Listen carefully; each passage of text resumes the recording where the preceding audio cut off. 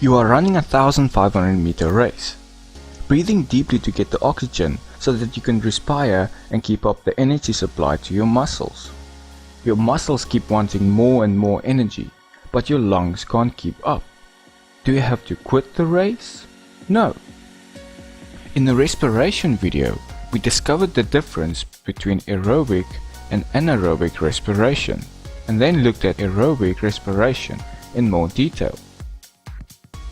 Sometimes animals and plants can't get enough oxygen to respire aerobically, such as during intense exercise, but they still need to respire to survive.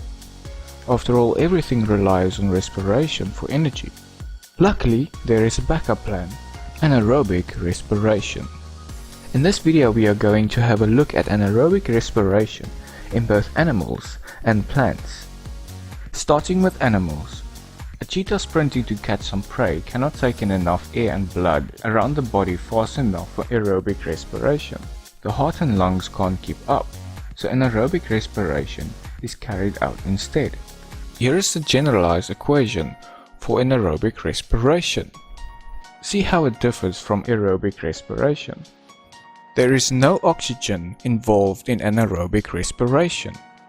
It is much less efficient than aerobic respiration, and much less energy is released. This is because the glucose is only partially broken down. Another problem is that lactic acid is produced. This is actually a poisonous chemical that if it builds up in the body, the muscle stops working and you get a muscle cramp.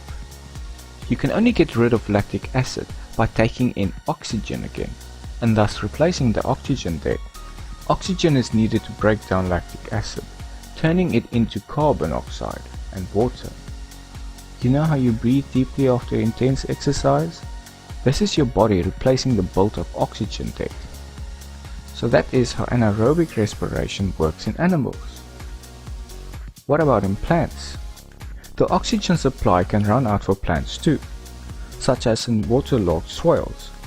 This then forces plants to have to carry out anaerobic respiration, as they too need to respire constantly. Here's a generalized anaerobic respiration equation for plants.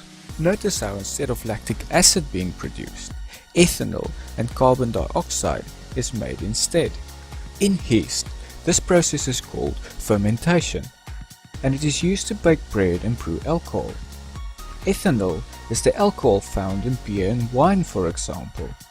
And in bread making, it is the carbon dioxide that is useful. The bubbles in carbon dioxide help the bread rise by expanding the dough. So you should now know that when our heart and lungs cannot keep up with the oxygen demand, or plants do not have access to sufficient oxygen, we have a B plan: anaerobic respiration. This is when the glucose is broken down directly, but it produces much less energy than aerobic respiration, which is why it's the second choice. And in animals it produces lactic acid as a byproduct, which causes muscle cramps, and so we end up with an oxygen debt which needs repaying after exercise has stopped.